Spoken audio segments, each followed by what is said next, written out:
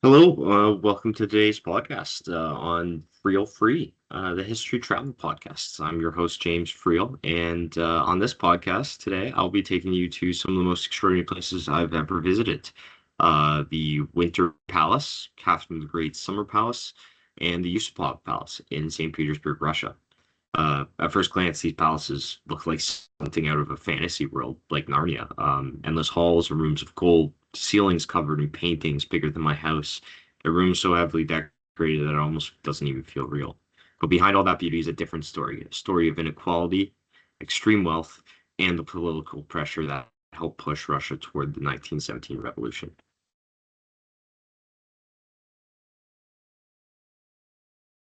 Today, I'll explain why these places were built, what life inside them looked like, how they symbolize the massive gap between Russia's elite and everyone else, and what it looks like for me today to visit them. And as I am doing this podcast, I've taken some of my videos and pictures that I actually took while I was at the palace, and I've done a little slideshow for you here, so you can take a look. Now, I'm no photographer or anything like that, so I do apologize for the efficiency of these photos. But yeah. Um, so my main background for these sources, for like the research that I've done, they come from stpetersburg.com and visitrussia.com, and historyhit.com. Together, they help me build a bigger picture of both their history and the significance in these places. Um, Even after getting tour guides and everything at these places, it's you don't get the full picture. So it's nice to actually research and figure out why these places were built and everything. So let's first get into one of the more famous ones, the Winter Palace.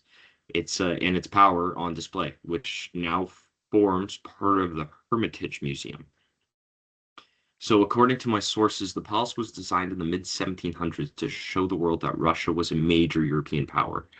It really does feel like the building built entirely to impress. When I walked through the Jordan staircase, the walls were packed with gold accents, white marble, and massive chandeliers overhead.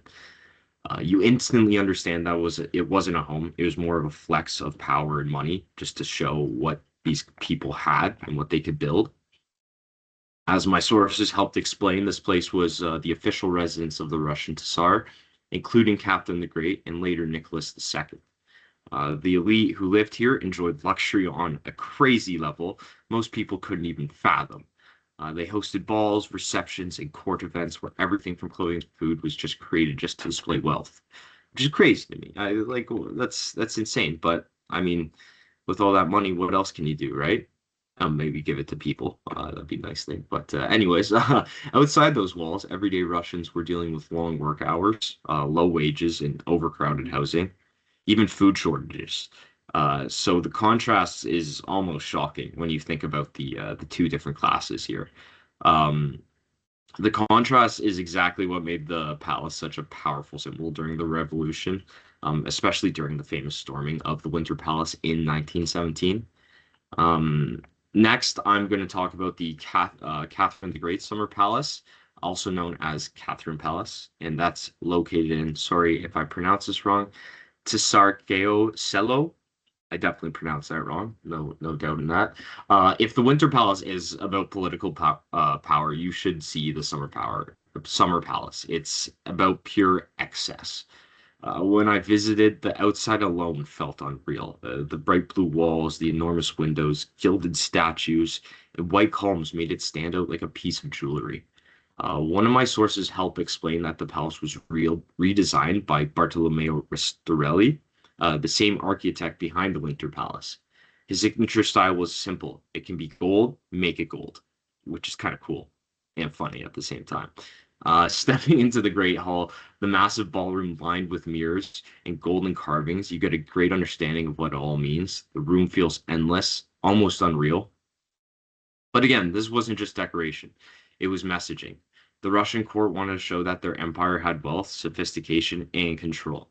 But that messaging also came with a price: enormous tax burdens, peasant labor, and the growing resentment of people who saw their rulers living in luxury while they struggled to survive. This is one of the clearest examples of why inequality was such a driving force behind the revolution. These palaces weren't just homes, they were reminders of the huge distance between the lives of Romanovs, and lives of ordinary Russians. The third palace is a bit different, the Yusupov Palace, home to one of the wealthiest noble families in Russia. Unlike the first two, this palace was a bit more private, but even more luxurious, if you can imagine that. The interiors include a private theater, art collections, and richly decorated drawing rooms. Another source notes that the Yusupovs were almost as wealthy as the Tsars themselves, which makes me think how much damn rich the Russians were at this time, even though most of the population was starving and dying. Palace is the most famous for something else, the murder of Rasputin in 1916, which happened inside its basement. The assassination became one of the turning points in the collapse of the monarchy. The nobility blamed Rasputin for influencing the royal family and killing him. He was seen as a way to save Russia. Instead, it deepened the crisis. It made the elite seem even more out of touch from reality. When I walked through the palace, the strangest thing was how peaceful and beautiful it feels now. It was gorgeous. You really don't think about any of the awful things like the assassination of Rasputin in there when you're walking around and admiring all the gold and marble and paintings and everything. Um, Although you can sense the tension that existed there once you actually learn about it. Like if you're taking a tour and you kind of learn about it and you talk about it there, it kind of weighs heavier when you're there. But when you first walk in, you're just amazed. So what connects these palaces to the revolution? All three of them were winter, summer. All three of them, winter, summer, Yusupov, they all represent the same thing, or the same pattern even. Enormous wealth concentrated in the hands of a tiny group of people, lavish lifestyles built on the labor of peasants and workers, a ruling class disconnected from suffering of their people, which I mean is common nowadays, it feels like. While these buildings are amazing, historical sites today, they also tell the story of a system that ignored the inequality growing beneath it. According to the sources I use, these palaces became symbols of resentment. People saw the golden extravagance and they knew none of that wealth would ever make it to them, which is very sad. It really is. Imagine starving to death and going to your coal mine job, let's say, and you're walking past one of these gorgeous palaces. By 1917, that anger began to boil over. The palaces that were once symbols of royal pride became reminders of everything the revolution wanted to destroy. Visiting the palaces in person was surreal. On one hand, I was genuinely amazed. The art, the architecture, the craftsmanship, like I said, they were unbelievable, honestly, amazing. Nothing I've ever seen before. But at the same time, it was hard not to think about what they represented. Like I said, you're amazed at the start, and then you kind of dwell on honestly what's going to happen there and how it all went. It's an amazing part of history that's all still there, but it also resembles a rough part of history. Just like walking through the Winter Palace, I kept thinking about how many people had to struggle to actually build the palace because it was massive. It was insane. Even the Summer Palace, the amount of gold in just one room, and there's multiple rooms with multiple pieces of gold. It was surreal, especially compared to what life must have been like to the average Russians in the 18th and 19th centuries, like I was saying. The Yusupov Palace, knowing that Rasputin's story made the rooms feel like they were hiding secrets, which was a cool feeling. It's like almost going to like the Vatican City. I'd consider it kind of like feel like there's going to be hidden doors you're going to find and stuff like that. It's obviously not like that. You don't have access to a lot to most of the place, just the places they tour you through. But still, it was a very interesting feeling.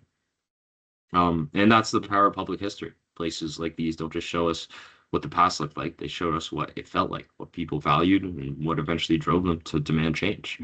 That's all I have for today, but thanks for listening to this episode on the palaces of St. Petersburg and the history they carry. If you ever get a chance to visit, I highly recommend it. But go in with the mindset of learning, not just about the beauty of these spaces, and about the inequalities and tensions that shaped Russian history in general. If you enjoyed this episode, please feel free to follow for more history and travel focused content. Thank you very much for listening and have a great day.